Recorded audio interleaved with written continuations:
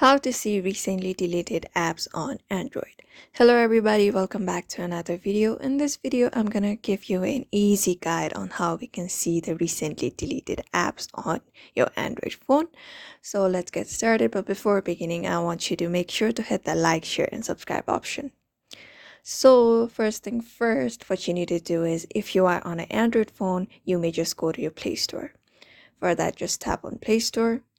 After tapping on it, just tap on your profile at the top right. After that, you will be able to see the option called Manage Apps and Devices. Just tap on it, and here go to Manage at the side of Overview. Just tap on it, and here you will be able to see the Install option with a drop down. Just tap on it and tap on Not Installed.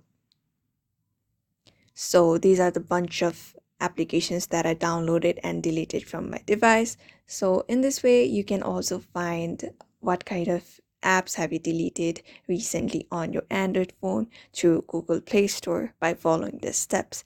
So therefore, I hope this video was helpful to you, and thank you for watching this video.